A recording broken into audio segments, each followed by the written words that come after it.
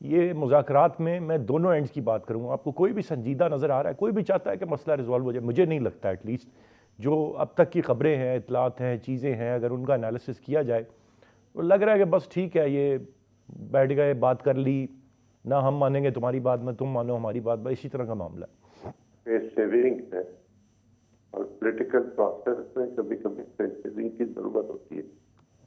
तो face saving कोई किस तरह सवाल करेगी कि मिसाल में आप सामने रख सकता हूँ।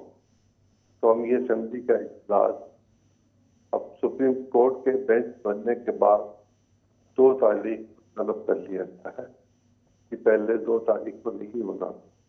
सरकार को इतना जा चुकी है कि आप 2 तारीख के बाद में तशरीफ रखिएगा।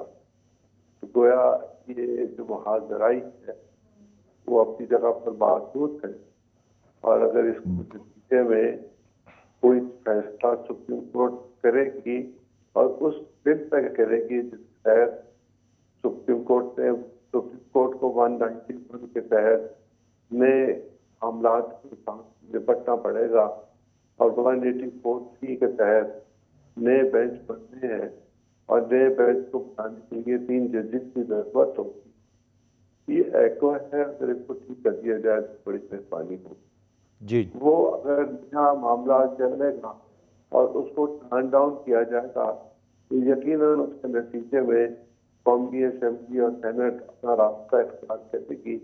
मुझे इस कौमी असेंबली में जो आवाज समझ आ रही है और जो मैं देख रहा हूँ वो ये है कि वो लड़ाई में अपने आप को बांग्लादेश साबित करने के लिए किसी भी किस्म का कोई मामला समझने के लिए तैयार नहीं है या करने के लिए तैयार नहीं है।